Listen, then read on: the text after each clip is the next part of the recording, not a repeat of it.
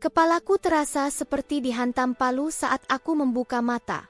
Langit-langit di atasku bukan plafon kamar kos sempitku, melainkan balok kayu berwarna gelap dengan ukiran kuno. Aroma obat herbal menusuk hidungku, pahit dan asing. Selimut yang menutupi tubuhku terasa kasar, bukan kain katun murah yang biasa kupakai.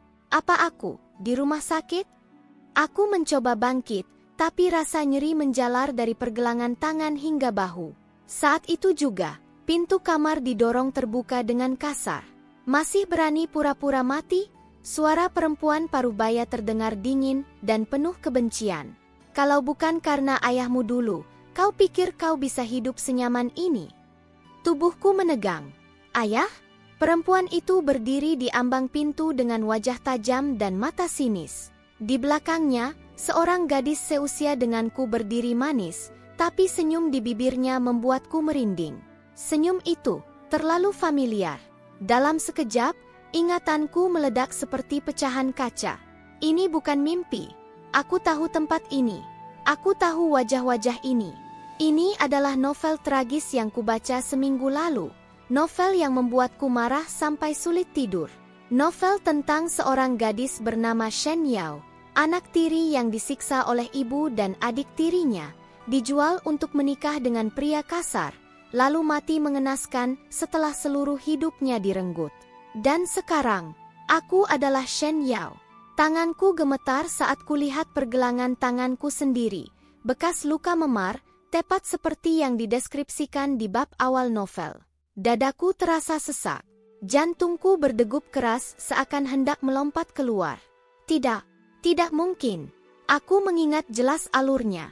Shen Yao akan terus ditindas, dipukul, dipermalukan, lalu dipaksa menikah demi uang keluarga. Tak ada yang menolongnya. Bahkan saat ia mati, tak ada yang menangis. Gadis di belakang perempuan itu melangkah maju, suaranya lembut tapi menusuk. Kakak, ibu hanya khawatir. Jangan membuat masalah lagi ya. Shen Lianxin, adik tiri yang jahat. Perempuan yang mencuri segalanya, kasih sayang, identitas, bahkan tunanganku. Novel itu berakhir dengan kehancuran total hidup Shen Yao. Napasaku bergetar. Namun kali ini, ceritanya berbeda. Karena aku bukan Shen Yao yang lemah itu. Aku tahu siapa yang akan mengkhianatiku. Aku tahu siapa yang akan menghancurkanku.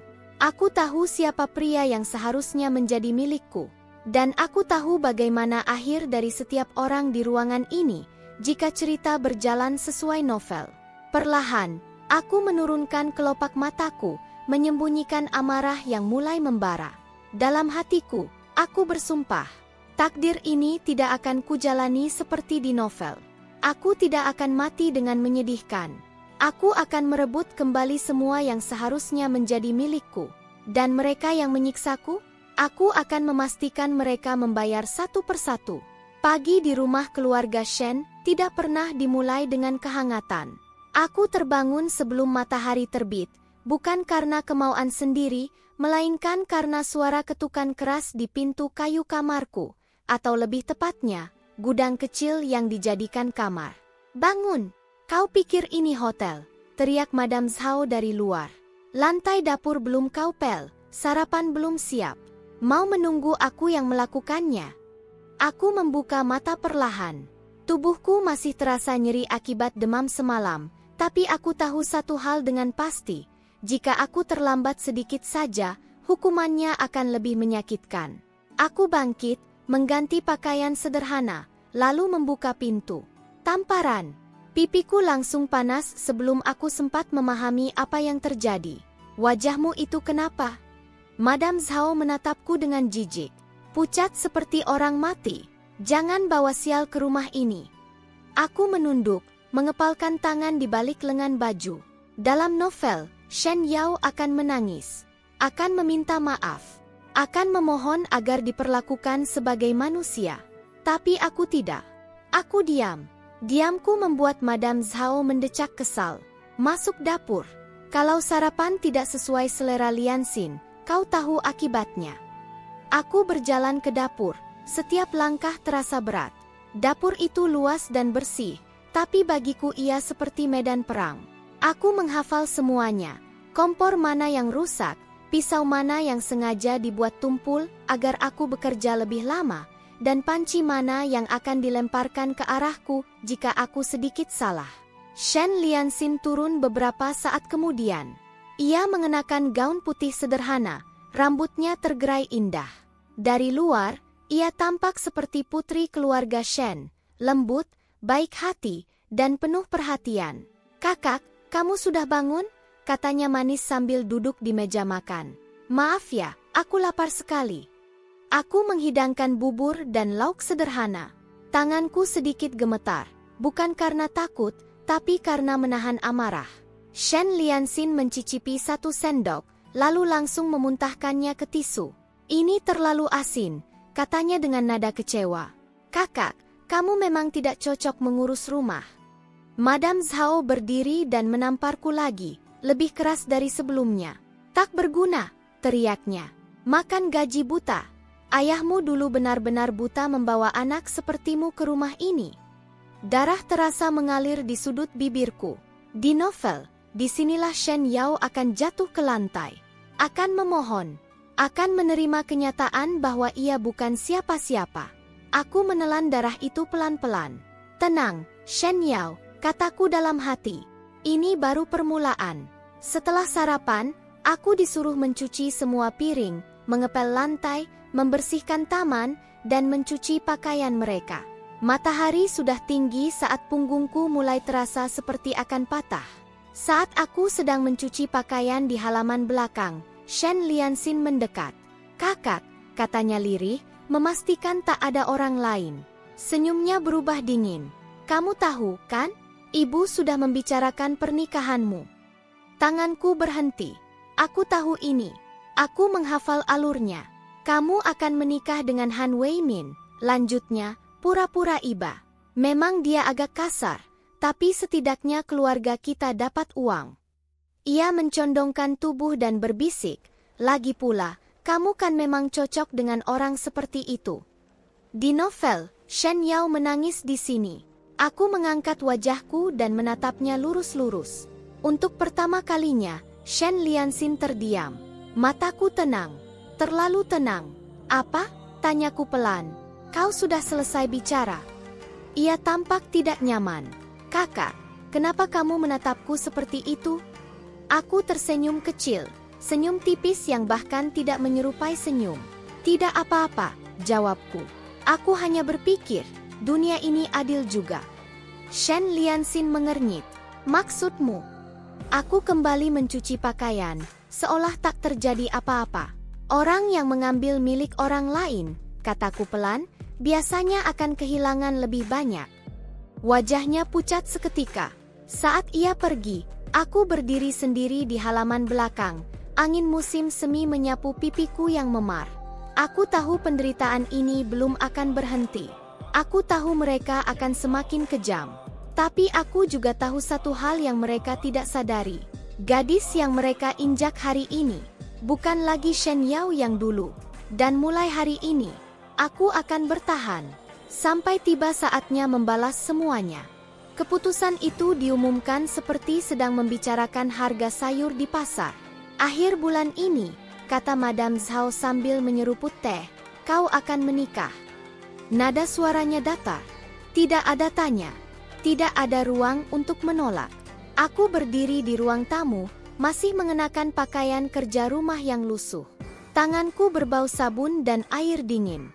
Shen Lianxin duduk di samping ibunya, mengenakan gaun lembut berwarna krem, seolah sedang menghadiri pesta, bukan menyaksikan hidup seseorang dijual. "Menikah?" tanyaku pelan. Madam Zhao melirikku dengan sinis. "Jangan pura-pura bodoh. Usiamu sudah cukup. Perempuan sepertimu tidak pantas disimpan lama-lama di rumah ini." Shen Lianxin tersenyum tipis. "Kakak, ibu sudah memilihkan yang terbaik untukmu." Aku menatap wajah mereka satu persatu. Dalam novel, adegan ini membuat Shen Yao berlutut. Tapi aku tidak. "Siapa?" tanyaku. Madam Zhao meletakkan cangkirnya dengan keras. "Tok, Han Weimin." Nama itu membuat darahku terasa dingin. Han Weimin. Pria itu muncul di novel sebagai mimpi buruk berjalan.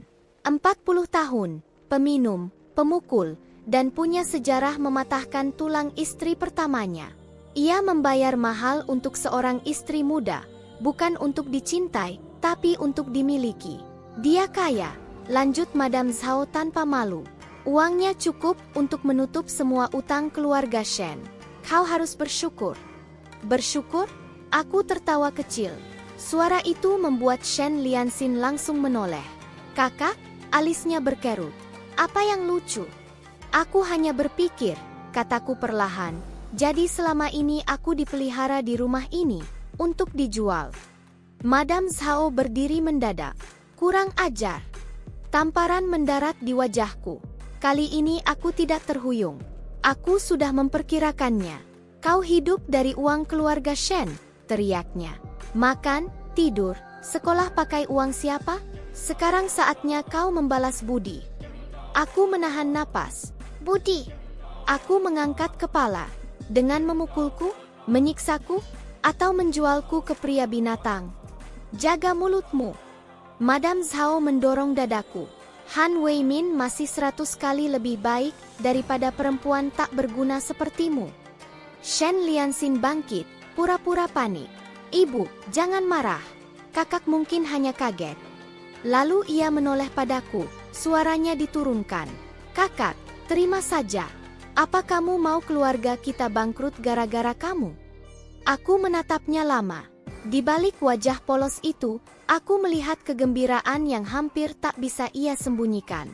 Tentu saja ia senang. Karena pria yang seharusnya menjadi suamiku, bukan Han Weimin, sedang berdiri di sisinya sekarang. Lu Jingchen. Nama itu muncul begitu saja di benakku, seperti luka lama yang terbuka. Aku mengingat novel itu dengan jelas. Ayahku, Shen Mingyuan, sebelum meninggal, telah menjodohkanku dengan keluarga Lu. Surat perjodohan itu sah, ditandatangani, dan disimpan rapi. Tapi setelah kematiannya, Madame Zhao menyembunyikannya. Dan Shen Lianxin? Ia menemui Lu Jingchen lebih dulu, mengaku sebagai aku, menangis, berpura-pura terluka, merebut identitasku dengan wajah tak bersalah. Dan aku, di novel, tidak pernah tahu. Aku dijual ke Han Weimin, sementara Shen Lianxin hidup sebagai calon Nyonya Lu. Tanganku mengepal. Madame Zhao menatapku dengan dingin. Aku tidak peduli kau setuju atau tidak. Pernikahan ini sudah dibicarakan. Keluarga Han akan datang melamar minggu depan. Minggu depan? Ulangku. Ya, jangan berharap bisa kabur. Ia tersenyum tipis. Dokumenmu ada di tanganku. Aku menarik napas dalam-dalam. Lalu aku menunduk. Baik, kataku. Keheningan jatuh seketika. Shen Lianxin terbelalak. Kakak. Madame Zhao mengernyit, curiga. Apa? Aku akan menikah, ulangku pelan. Kalau itu yang ibu mau. Untuk pertama kalinya, Madame Zhao terlihat bingung.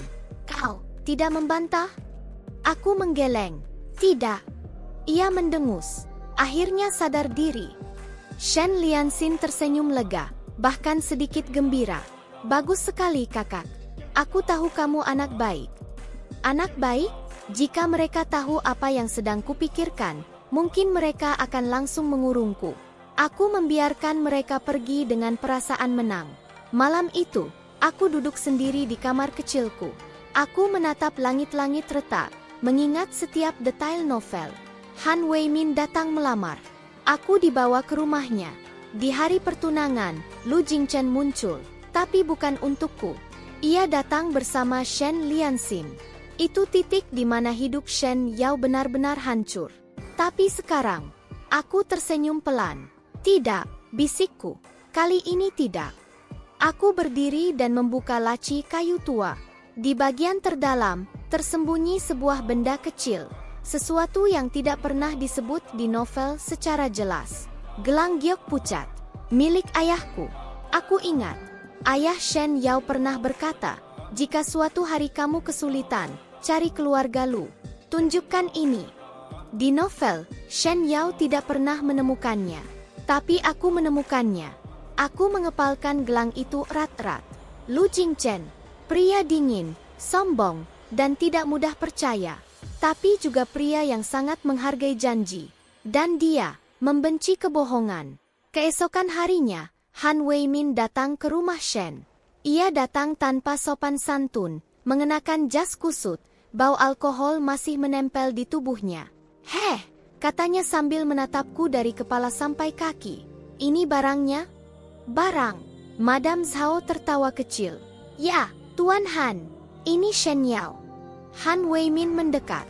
Tangannya yang besar dan kasar mencengkeram daguku, memaksaku menatapnya. "Kurus," katanya, "tapi wajahnya lumayan. Tidak apa-apa." Aku menahan dorongan untuk muntah. "Lepaskan," kataku datar. Ruangan langsung hening. Han Weimin tertawa keras. "Wah, galak juga." Ia menepuk pipiku pelan, menghina. "Tenang saja.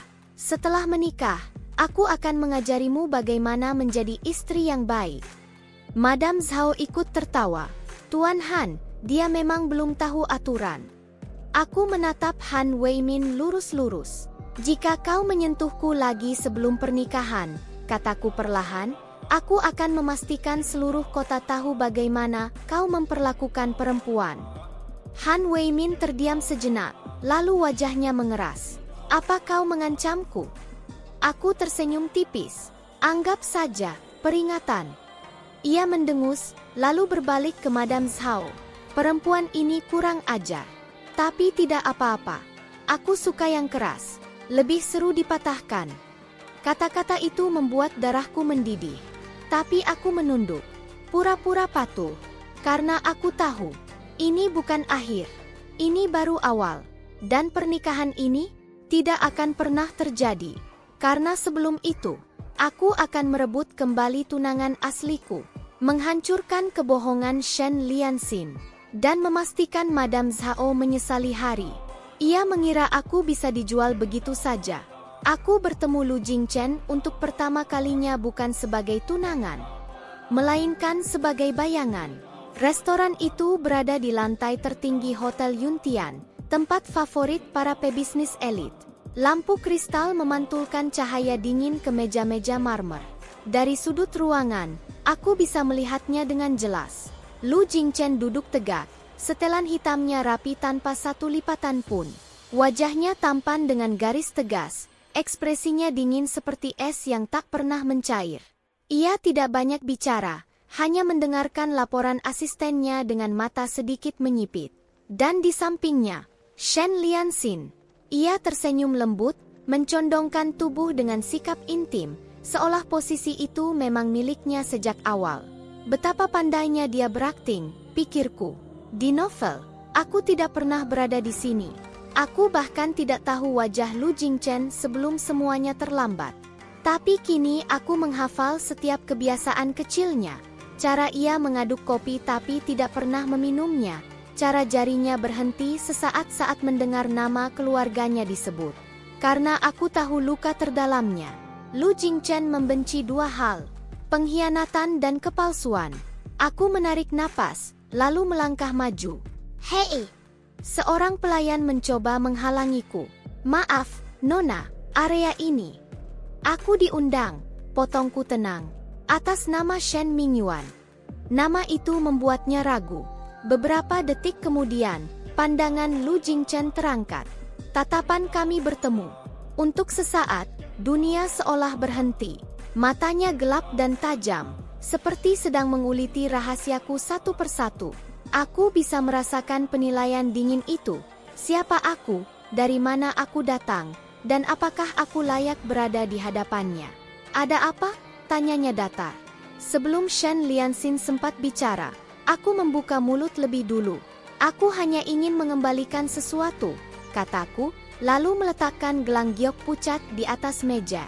Benda itu memantulkan cahaya lembut. Lu Jingchen membeku. Senyum Shen Lianxin langsung mengeras. "Kakak," suaranya meninggi. "Apa yang kamu lakukan di sini?" Aku mengabaikannya. Lu Jingchen berdiri perlahan. "Dari mana kau mendapatkan ini?" "Dari ayahku," jawabku tenang. "Shen Mingyuan." Ruangan terasa lebih dingin. "Ayahmu?" ulangnya. "Shen Mingyuan hanya punya satu putri. Shen Lianxin langsung bangkit. Ya, aku putrinya. Kakak ini hanya... Diam, potong Lu Jingchen tanpa menoleh. Satu kata itu cukup membuat Shen Lianxin pucat. Lu Jingchen menatapku lagi, lebih tajam dari sebelumnya. Siapa namamu? Shen Yao. Untuk pertama kalinya, ekspresi Lu Jingchen berubah. Bukan percaya, bukan marah, melainkan curiga bercampur ketertarikan. Aku tidak ingat pernah bertemu denganmu, katanya. Aku tahu, jawabku jujur. Karena seharusnya memang begitu. Ia mengerutkan kening. Maksudmu? Aku tersenyum tipis. Aku tidak datang untuk mengklaim apapun hari ini. Hanya mengembalikan barang yang salah orang. Aku melirik Shen Lianxin sekilas. Wajahnya putih pasi. Lu Jingchen tidak berkata apa-apa lagi. Ia mengambil gelang itu, menatapnya lama, lalu berkata, "Kita bicara lain waktu." Nada itu bukan permintaan. Itu perintah. Sejak hari itu, segalanya berubah. Lu Jingchen mulai sering kebetulan muncul di tempat yang sama denganku. Di pameran seni, di acara amal, bahkan di rumah sakit tempat aku mengantar nenek tetangga berobat. Ia tidak pernah mendekat secara terang-terangan. Ia mengamati, dan aku memberinya apa yang ia cari. Di pameran seni, aku berdiri di depan lukisan abstrak yang tampak kacau. "Kau menyukainya?" tanya Lu Jingchen tiba-tiba di sampingku. "Tidak," jawabku jujur. "Terlalu ramai. Terlihat seperti orang yang pura-pura kuat." Ia terdiam. Di novel, aku tahu lukisan ini adalah favoritnya. Tapi juga lukisan yang ia beli setelah kematian ibunya. Saat ia mencoba meyakinkan dunia bahwa ia baik-baik saja. "Kau bicara seolah mengenalku," katanya dingin. Aku menoleh. Aku hanya pandai membaca luka orang. Matanya mengeras. "Hati-hati dengan kata-katamu." Aku menunduk ringan. "Maaf, aku hanya pernah berada di posisi itu." Ia tidak bertanya lebih jauh. Namun sejak saat itu, sikapnya berubah. Ia mulai berbicara denganku. Sedikit, singkat, tapi nyata. Dan Shen Lianxin mulai panik. "Apa hubunganmu dengan Jingchen?" bentaknya padaku suatu sore, menarikku ke sudut taman. Aku tersenyum kecil. "Bukankah dia pacarmu?" "Jangan pura-pura bodoh," suaranya bergetar. "Dia tidak pernah bersikap seperti ini pada orang lain." "Kalau begitu," kataku tenang, "mungkin masalahnya bukan aku." Matanya memerah oleh amarah. Seminggu kemudian, ia bergerak. Di sebuah acara amal besar, Shen Lianxin tak sengaja menjatuhkan gelas anggur merah ke gaunku. "Astaga!" teriaknya keras. "Kakak, aku minta maaf. Aku tidak sengaja." Semua mata tertuju padaku. Ia berjongkok, pura-pura membersihkan, lalu berbisik, "Kau pikir kau siapa? Berani merebut milikku?" Aku menatapnya, lalu aku tersenyum. "Semua orang," kataku lantang, "tolong lihat." Aku mengangkat pergelangan tanganku. Bekas memar lama terlihat jelas. "Ini akibat ketidaksengajaan Shen Lianxin juga?" tanyaku pelan. Ruangan mendadak sunyi. Wajah Shen Lianxin membeku. Lu Jingchen melangkah maju. "Apa maksudmu?" Aku menatapnya. "Aku hanya ingin tahu, apakah perempuan sepertinya pantas berdiri di sisimu?" Shen Lianxin menangis. Aku tidak bermaksud." Tapi kali ini, tidak ada yang memeluknya. Tatapan Lu Jingchen dingin. "Cukup." Ia menoleh padaku. "Ikut aku." Di luar aula, angin malam terasa dingin. "Kau sengaja?" katanya. "Ya," jawabku tanpa ragu. "Kenapa?" Aku menatap matanya lurus-lurus. "Karena aku sudah terlalu lama diam." Ia terdiam lama, lalu tertawa kecil, tanpa senyum. "Menarik," katanya. "Sangat menarik." Ia mendekat setengah langkah. "Shen Yao, siapa sebenarnya dirimu?" Aku menunduk sedikit. Orang yang seharusnya berdiri di tempat itu sejak awal. Lu Jingchen tidak menyangkal. Dan di kejauhan, aku tahu. Shen Lianxin akhirnya sadar. Pria yang ia curi dengan kebohongan sedang perlahan direbut kembali dengan kebenaran. Hari itu aula utama Hotel Yuntian dipenuhi orang-orang berjas mahal dan gaun berkilau. Spanduk merah besar tergantung di dinding. Jamuan pertunangan keluarga Shen dan keluarga Han. Setiap hurufnya terasa seperti ejekan. Aku berdiri di sudut aula, mengenakan gaun sederhana berwarna biru tua. Terlalu sederhana untuk acara sebesar ini, terlalu tenang untuk seseorang yang akan dijual secara resmi hari ini. Madam Zhao berdiri di depan, wajahnya berseri-seri. Ia tertawa keras, menjabat tangan para tamu, seolah pernikahanku adalah pencapaian terbesarnya. "Terima kasih sudah datang," katanya lantang. "Putri kami, Shen Yao, akhirnya akan menikah." "Putri kami." Aku hampir tertawa. Han Weimin berdiri di tengah aula seperti raja kecil. Jasnya terlalu ketat, dasinya miring, bau alkohol masih samar tercium meski masih siang. Tatapannya menyapu para tamu, lalu berhenti di tubuhku. Ia tersenyum cabul. "Calon istriku," katanya keras saat melihatku. "Kenapa berdiri jauh?" "Malu." Beberapa tamu tertawa kecil, mengira itu candaan. Tanganku mengepal. Dalam novel, di titik inilah Shen Yao menunduk dan berjalan ke sisinya. Tapi aku melangkah maju, bukan ke arahnya, melainkan ke tengah aula. "Pernikahan ini," kataku lantang, suaraku menggema di antara gelas kristal, "tidak akan terjadi." Keheningan jatuh seperti palu. Madam Zhao berbalik cepat. "Apa yang kau katakan?" Han Weimin mengernyit, lalu tertawa. "Perempuan, kau mabuk? Sudah makan uang keluarga Shen, sekarang mau kabur?" Aku menatapnya tanpa gentar. "Aku tidak akan menikah denganmu." Wajahnya mengeras. "Coba ulangi." Aku mengulanginya, lebih jelas. "Aku tidak akan menikah denganmu." Madam Zhao berlari menghampiriku dan mencengkeram lenganku. Kukunya menancap ke kulitku. "Apakah kau sudah gila? Semua tamu ada di sini." Aku menepis tangannya. "Justru karena semua orang ada di sini," jawabku tenang, "aku akan menyelesaikannya sekarang." Bisik-bisik mulai terdengar. Shen Lianxin berdiri tak jauh dari panggung, wajahnya pucat. Matanya menatapku penuh peringatan dan ketakutan. Han Weimin melangkah mendekat, suaranya diturunkan tapi penuh ancaman. "Jangan membuatku kehilangan muka, gadis kecil. Kau tahu akibatnya." Aku menoleh padanya. "Aku tahu akibat menikah denganmu." Ia terdiam. Lalu aku mengeluarkan amplop coklat tua dari tas kecilku. "Aku ingin semua orang melihat ini." Madam Zhao menjerit, "Berhenti. Siapa yang mengizinkanmu?" "Surat perjodohan," potongku. 3 kata itu membuat beberapa tamu saling pandang. "Apa maksudmu?"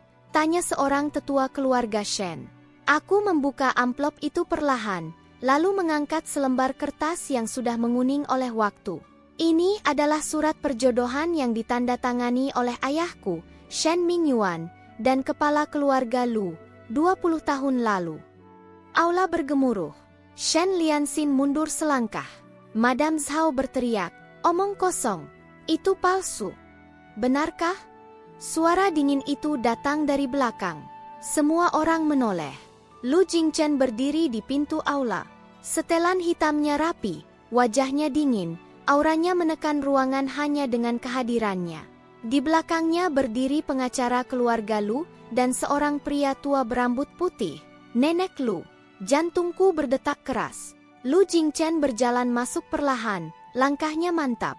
"Surat itu," katanya sambil menatap Madam Zhao, "asli."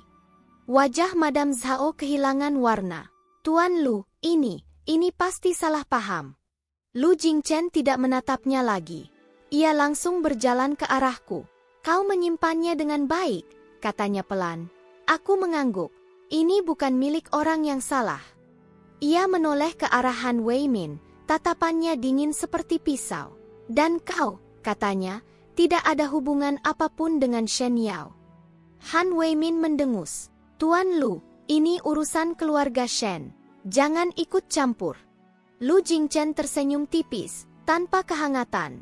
"Mulai sekarang," katanya, "itu juga urusan keluarga Lu." Suasana langsung berubah. Para tamu terdiam. Beberapa mulai mundur, mencium aroma skandal besar. Han Weimin tertawa keras, menutupi kegugupannya. Jadi bagaimana? Kau mau merebut calon istriku? Lu Jingchen melangkah satu langkah ke depan. Dia bukan calon istrimu, katanya tegas. Dan tidak pernah akan menjadi. Han Weimin mengeraskan suara. Uang sudah dibicarakan. Kau kira keluarga Shen bisa mengembalikannya? Aku yang akan menanggungnya, jawab Lu Jingchen tanpa ragu. Madam Zhao terbelalak. Apa? Lu Jingchen menoleh padanya. Semua utang keluarga Shen kepada Han Weimin lunas hari ini. Han Weimin membeku. Dan sebagai gantinya, lanjut Lu Jingchen, kau akan keluar dari sini. Sekarang. Han Weimin mengepalkan tangan. Kalau aku tidak mau. Dua pengawal keluarga Lu melangkah maju. Aku sarankan kau mau, kata Lu Jingchen datar. Han Weimin melirik sekeliling, tak satu pun tamu berani membelanya. Akhirnya ia meludah ke lantai. Perempuan sial, gumamnya sambil menatapku penuh kebencian. Kita belum selesai. Ia pergi dengan wajah merah padam. Aula sunyi. Madam Zhao gemetar. Jingchen, ini salah paham. Lianxin. Cukup, potong nenek Lu, suaranya tenang tapi berwibawa. Kami sudah tahu segalanya. Nenek Lu menatap Shen Lianxin. Kau yang datang ke keluarga Lu bertahun-tahun lalu. Mengaku sebagai Shen Yao. Shen Lianxin langsung berlutut.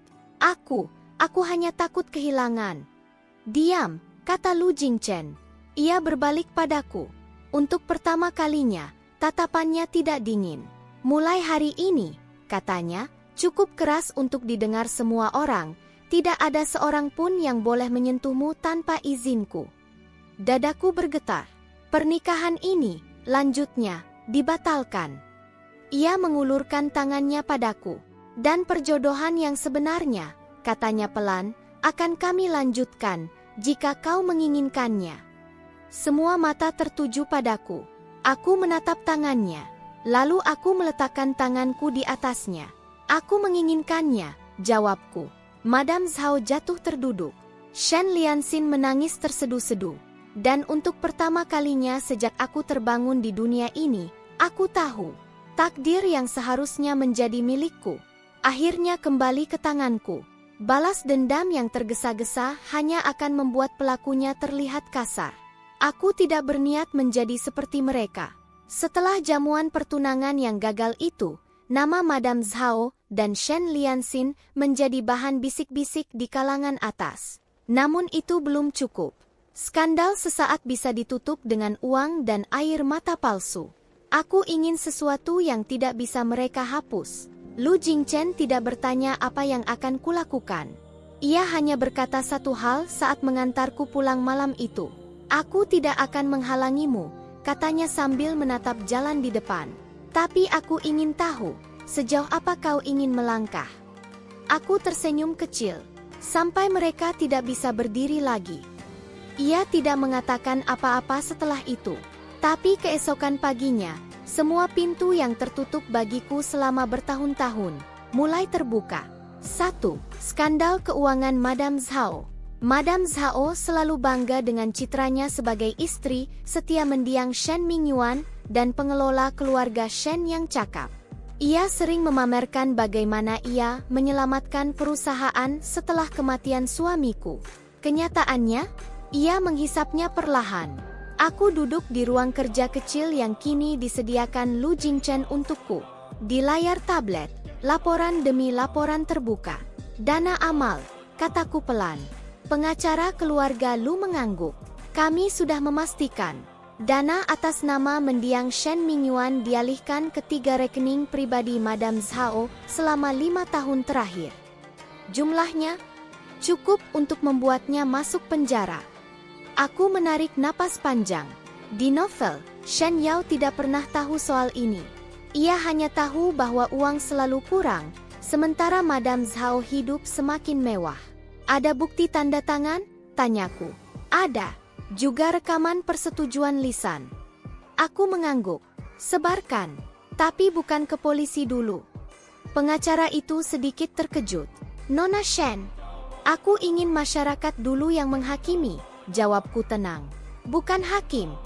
2 hari kemudian, sebuah berita kecil muncul di forum bisnis. Pengelolaan dana amal keluarga Shen dipertanyakan.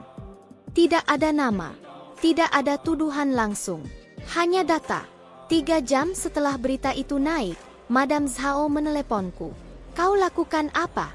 Teriaknya begitu aku mengangkat telepon. Aku menjauhkan ponsel sedikit. Ibu, tenanglah. Tekanan darahmu bisa naik. Jangan pura-pura, suaranya bergetar. Kau mau menghancurkanku? Aku tersenyum. Bukankah ibu selalu bilang, kebenaran tidak perlu ditakuti? Telepon itu ditutup dengan kasar. Sore itu, para donor mulai menarik diri. Malamnya, Dewan Direksi Keluarga Shen mengadakan rapat darurat, tanpa mengundang Madam Zhao. Aku tidak datang. Aku hanya duduk di rumah, minum teh, dan menunggu. 2. Kebohongan masa lalu Shen Lianxin. Jika Madam Zhao hidup dari uang, maka Shen Lianxin hidup dari kebohongan. Ia dibangun sebagai gadis lembut, polos, korban keadaan. Semua orang menyayanginya. Aku tahu satu hal yang paling ia takutkan. Orang tahu siapa dia sebenarnya. Aku ingin riwayat sekolahnya, kataku pada asisten Lu Jingchen. Lengkap, termasuk yang ia hapus. Tidak butuh waktu lama. Shen Lianxin pernah terlibat dalam kasus perundungan berat di sekolah menengah. Korban dipindahkan sekolah, catatan dihapus dengan uang. Ia juga pernah menyalahkan orang lain atas kesalahannya sendiri. Dan orang itu adalah aku. Aku membaca laporan itu tanpa ekspresi. Siapkan wawancara, kataku, dengan korban lamanya. Asisten itu ragu. Nona Shen, ini akan sangat kejam. Aku mengangkat kepala. Apakah mereka pernah lembut padaku? Wawancara itu muncul sebagai artikel panjang di media daring. Gadis baik itu pernah menghancurkan hidupku. Tidak ada makian. Tidak ada drama berlebihan, hanya cerita runtut, bukti chat lama, dan catatan sekolah. Shen Lianxin meneleponku sambil menangis. Kakak, kenapa kamu melakukan ini? Suaranya pecah. Aku sudah minta maaf pada mereka dulu. Tidak, jawabku datar. Kau hanya membayar agar mereka diam. Aku akan hancur, teriaknya. Aku terdiam sejenak, lalu berkata pelan, sekarang kau tahu rasanya. Telepon itu terputus. 3. Manipulasi keluarga. Pukulan terakhir. Pukulan terakhir harus mengenai inti keluarga Shen. Aku meminta pertemuan keluarga besar, para paman, bibi, dan tetua, atas nama klarifikasi. Madam Zhao datang dengan wajah pucat tapi masih angkuh. Shen Lianxin menempel di sisinya, mata sembab, masih berharap simpati. Aku berdiri di depan mereka. Selama bertahun-tahun, kataku tenang, aku diam. Bukan karena aku tidak tahu, tapi karena aku tidak punya pilihan. Aku mengangkat sebuah map. Di sini, lanjutku, ada bukti pemalsuan tanda tangan ayahku setelah kematiannya. Perubahan wasiat, pengalihan aset, ruangan gempar. Madam Zhao bangkit. Itu fitnah. Aku menoleh ke arahnya. Apakah ibu mau aku memutar rekaman suara ibu yang membicarakan pembagian uang dengan notaris? Ia terdiam. Aku melanjutkan, menatap para tetua. Aku tidak meminta simpati. Aku hanya meminta satu hal. Apa? Tanya salah satu paman. Hak atasku dikembalikan. Sunyi. Akhirnya, seorang tetua berkata pelan, mulai hari ini, Madam Zhao tidak lagi berhak mengelola aset keluarga Shen. Madam Zhao jatuh terduduk. Shen Lianxin menangis keras. Tidak, ibu. Tak ada yang menenangkannya. Aku berdiri, membungkuk sedikit. Terima kasih. Malam itu, aku berdiri di balkon, memandang lampu kota. Lu Jingchen berdiri di sampingku. Kau tidak terlihat senang. Aku menggeleng. Balas dendam bukan kebahagiaan. Lalu apa? Akhir dari penderitaan, jawabku. Ia menatapku lama. Masih ada satu hal. Aku tahu, balas dendamku belum selesai. Tapi sekarang, untuk pertama kalinya, mereka tahu bahwa anak tiri yang dulu mereka injak telah berdiri di atas kepala mereka. Dan aku belum selesai berbicara. Kebenaran tidak selalu datang dengan suara keras. Kadang ia muncul pelan, tenang, dan tak terhindarkan, lalu menghancurkan segalanya. Rapat keluarga Shen hari itu diadakan di rumah utama, rumah yang selama bertahun-tahun terasa seperti penjara bagiku. Aula besar dipenuhi para tetua keluarga, pengacara, dan perwakilan perusahaan. Udara terasa berat, seolah semua orang tahu bahwa hari ini sesuatu akan berakhir. Madam Zhao duduk di kursi utama. Meski wajahnya tampak tenang, tangannya gemetar saat memegang cangkir teh. Shen Lianxin duduk di sampingnya, kepala tertunduk, mata merah. Riasannya tak mampu menutupi kepanikan yang mulai merayap. Aku masuk tanpa tergesa. Setiap langkahku bergema di lantai marmer. Beberapa orang menatapku dengan tatapan yang berbeda dari sebelumnya. Bukan lagi jijik atau acuh, melainkan ragu dan sedikit takut. Mulai saja, kata salah satu tetua. Pengacara keluarga Shen berdiri. Hari ini kita akan membahas 3 hal. Pertama, keabsahan wasiat mendiang Shen Mingyuan. Kedua, status kepemilikan aset keluarga. Ketiga, pandangan pengacara itu beralih padaku. Identitas pewaris sah. Madam Zhao langsung bangkit. Ini tidak perlu. Semua sudah jelas bertahun-tahun lalu. Aku tersenyum tipis.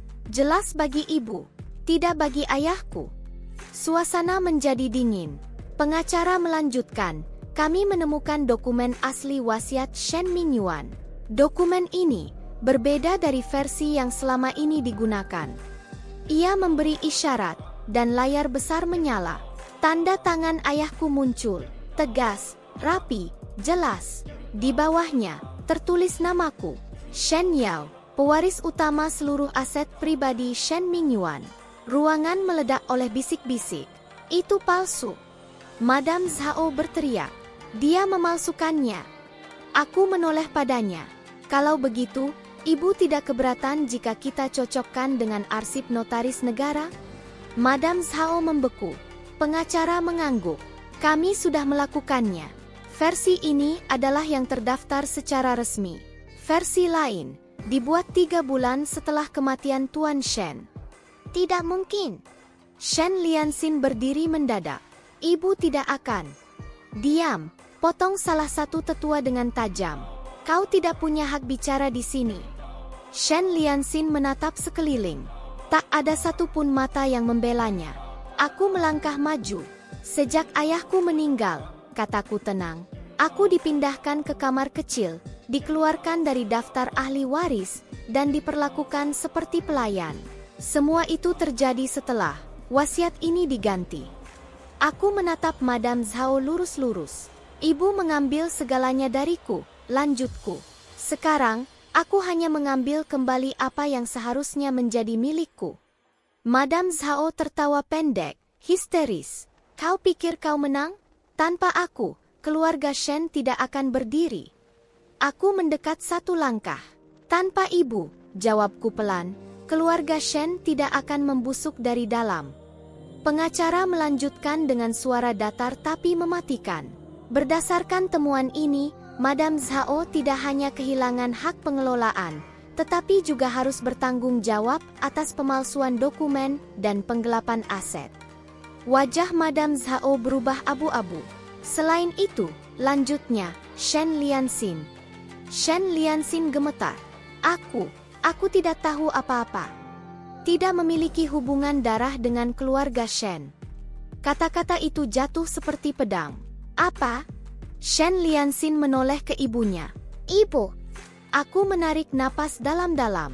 Shen Lianxin adalah anak dari pernikahan Madam Zhao sebelumnya, kataku. Ayahku tidak pernah mengadopsinya secara hukum. Ruangan hening. Madam Zhao menjerit.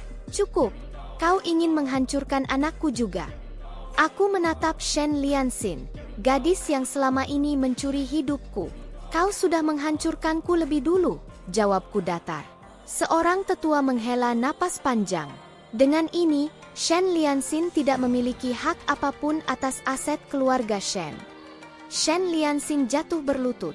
Tidak mungkin. Ia menatapku dengan mata basah.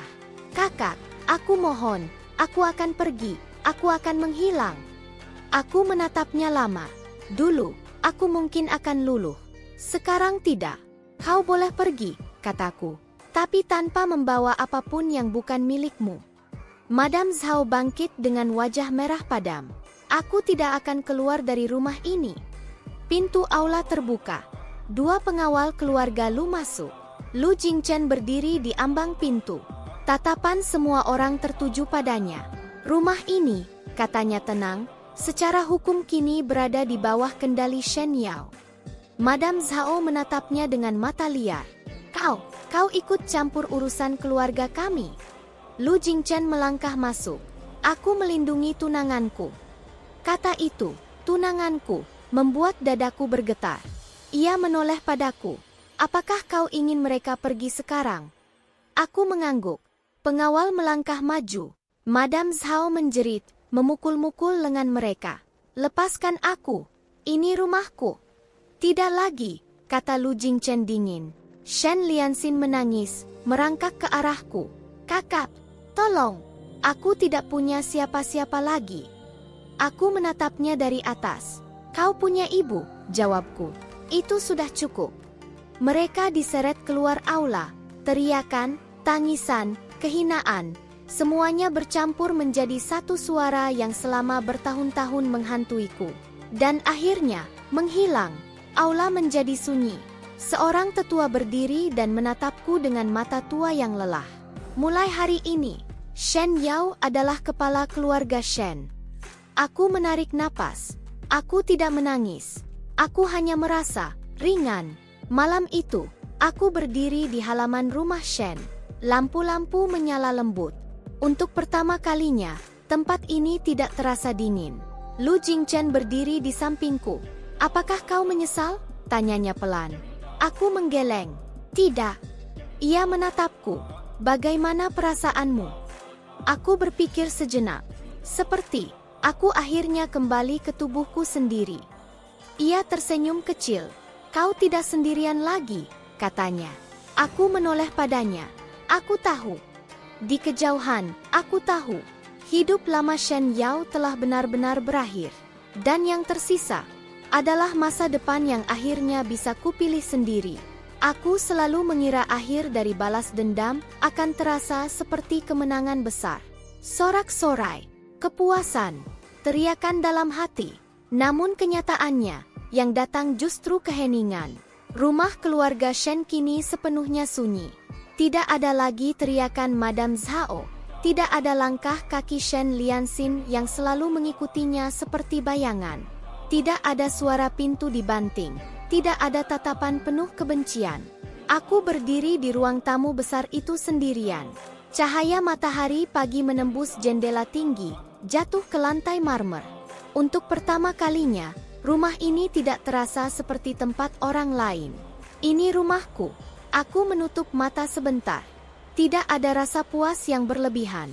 Tidak ada kegembiraan meledak-ledak.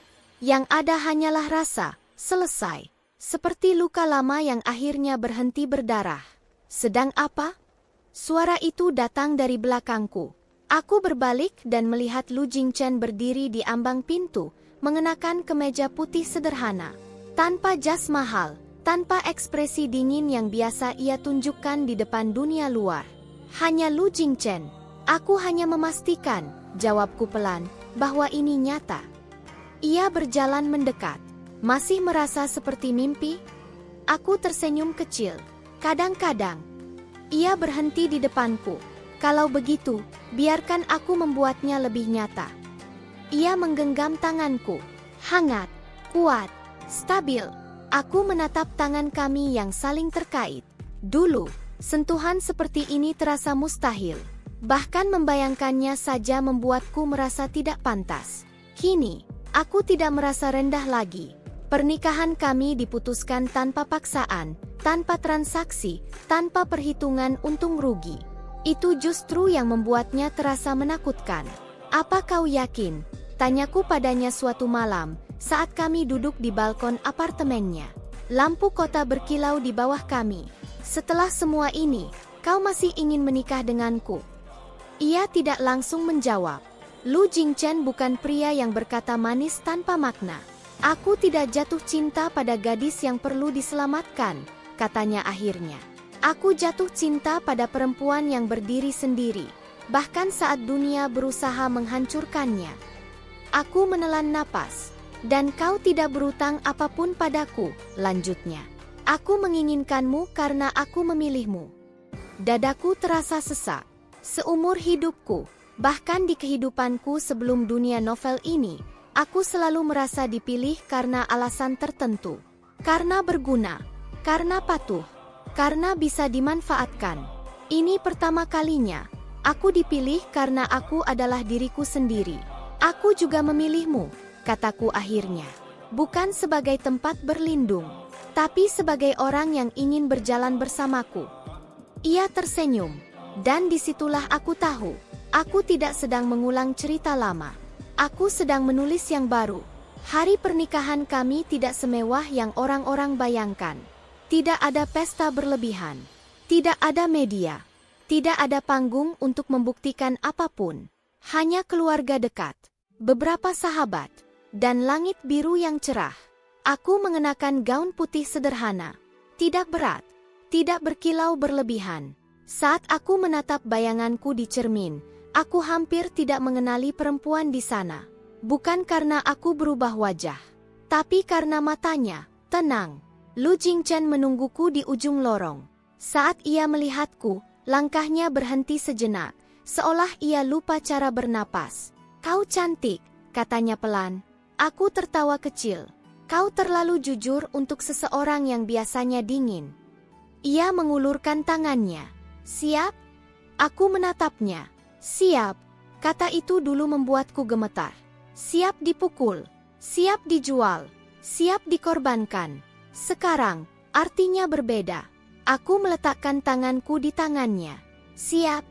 Saat janji pernikahan diucapkan, aku mendengarnya dengan kesadaran penuh. Bukan sebagai kewajiban, bukan sebagai pelarian, bukan sebagai takdir yang dipaksakan, melainkan sebagai pilihan. Aku melihat wajah Lu Jingchen saat ia mengucapkan namaku. Tidak ada kepemilikan di sana, tidak ada tuntutan, hanya kepercayaan. Dan saat cincin itu melingkar di jariku, aku tidak merasa terikat. Aku merasa pulang. Malam itu, setelah semua orang pergi, kami berdiri di halaman rumah Shen. Rumah yang dulu menjadi saksi semua penderitaanku. Sekarang, lampu-lampu menyala lembut. Angin malam berhembus pelan. Tidak ada rasa takut di dadaku saat aku berdiri di sini. Apakah kau ingin meninggalkan tempat ini? Tanya Lu Jingchen. Aku berpikir sejenak. Tidak, jawabku. Aku tidak ingin melarikan diri lagi. Ia mengangguk. Lalu apa yang ingin kau lakukan? Aku menatap langit. Aku ingin hidup. Sederhana, tapi penuh makna. Ia meraih tanganku. Kita akan hidup bersama. Aku menoleh padanya. Bukan sebagai cerita tragis. Ia tersenyum. Bukan. Beberapa bulan kemudian, aku berdiri di depan makam ayahku. Aku meletakkan bunga putih, lalu berlutut perlahan. Ayah, bisikku. Aku baik-baik saja sekarang. Tidak ada air mata yang jatuh. Hanya rasa hangat di dada. Aku menikah, lanjutku. Dengan pria yang ayah pilih, dan yang aku pilih sendiri. Aku menunduk sejenak. Terima kasih, karena tidak menyerah padaku, bahkan saat aku belum tahu cara melindungi diriku sendiri. Angin bertiup pelan. Saat aku berdiri, Lu Jingchen menungguku tidak jauh. Ia tidak mendekat, tidak mengganggu.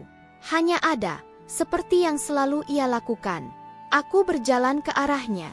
Kita pulang? Tanyanya. Aku mengangguk. Pulang. Di malam yang tenang, aku berdiri di depan jendela kamar kami. Aku memikirkan hidup yang seharusnya terjadi.